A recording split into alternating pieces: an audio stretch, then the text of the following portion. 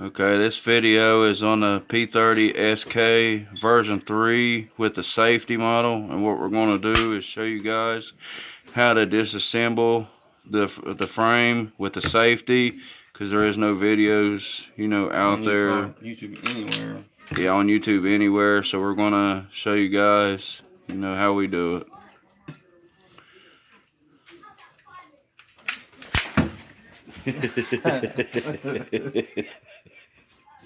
The gun is it's just clear.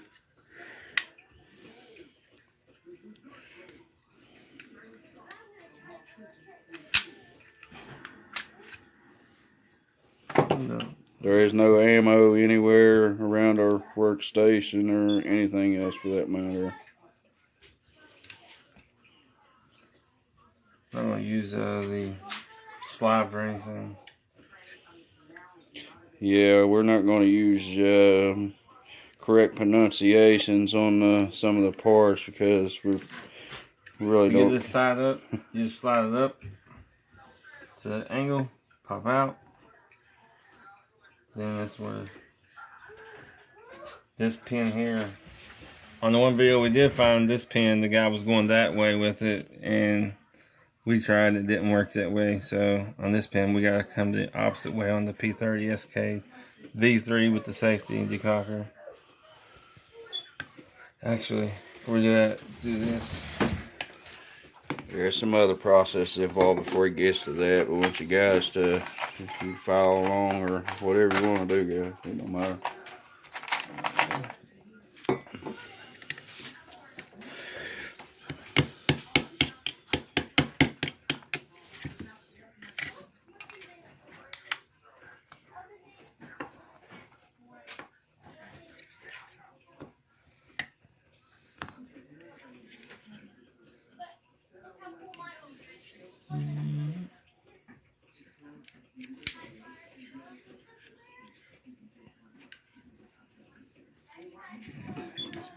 It's actually pretty easy.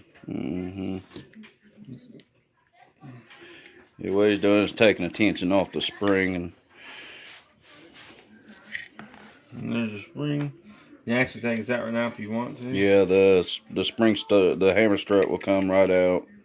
So if it pops out on you guys, don't read too much into it. The hammer strut goes right back in there.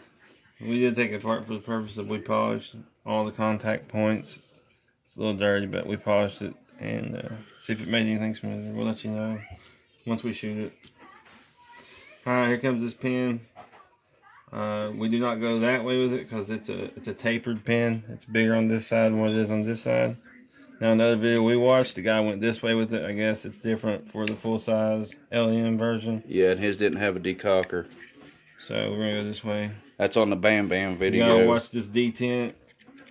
When you drop it through, keep your punch in just so it don't go flying. It necessarily don't mean it will if you don't, but it can.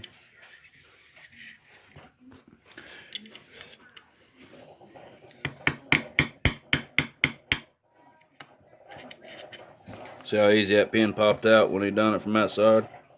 Yeah, I spent the other night, I beat it for about 30 minutes trying to get it to go the other way, and it just wouldn't happen until I realized it was tapered.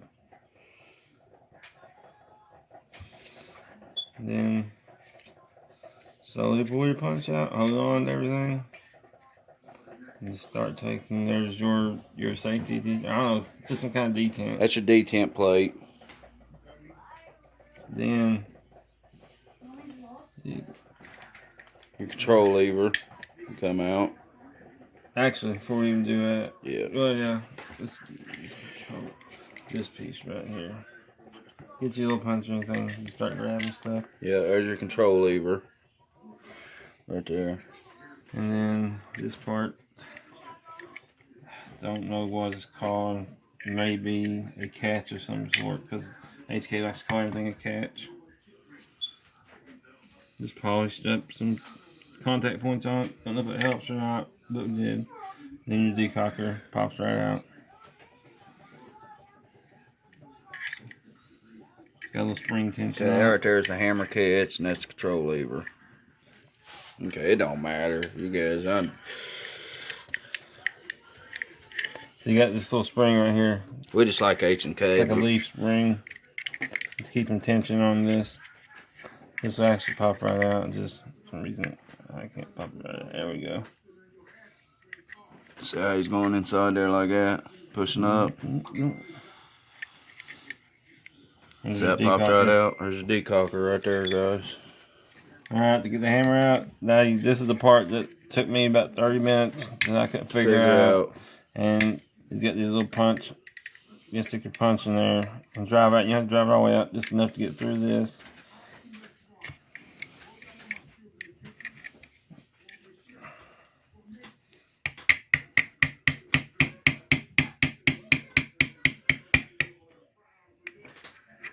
And some models might be different, but this right here is just a strictly version 3 with the, you know, the decocker on the right side.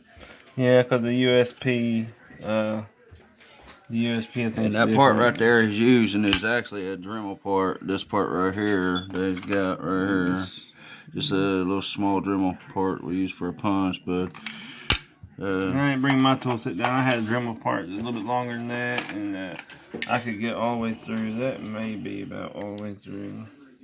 Let's do some more. There's a longer punch somewhere. It's a oh, you got it right there. It's 3x32.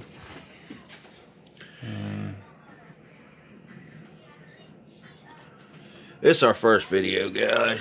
You know what I mean? Like we're not gaining monetary value. We're just doing it because we know for a fact that there ain't no videos out there, and H&K charges upwards of $300 an hour to work on people's stuff, which is ridiculous. And I talked to an armorer the other day on Facebook, and he made a point to say that he's not gonna post a video so others can become, from what his words were, a certified YouTube armorer master. His smart ass, you know, it don't matter. But you guys know, man, we're just people like us. I mean, we try to work on everything we get and learn all the systems.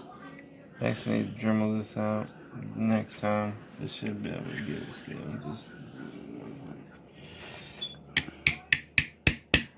I actually broke that punch that he's got right there whenever I first attempted to do that frame, because whenever he's telling you guys to push out from the other side on the Bam Bam video, I done it the same way, and because it's got that part on the end of the pin, and these are here just cheap old punches. You know, they're not from Brownells or nothing like that. I got it from eBay, but they do the job sometimes, and they ain't worth much. But really little tools, you know, if you can find them laying around, will do the job. You ain't gotta. There we go. You don't have to go out and spend a large amount of money on this stuff. I'm leaving the punch in, or leaving the thing in. Coming right off of your safety, where your rope pin's still attached to it. Yes, sir, he's got that pin in there still. And pop her on through, and this safety will come out, freeing up our hammer. And there's the hammer coming straight out. See that? Polish some contact points on this. I've worked on some SIG, and these kind of reminds me of the SIG. Here, this reminds me like if you had this here. This gun, I don't know what in the world to cost here. I don't know if it's how it works, to be honest with you.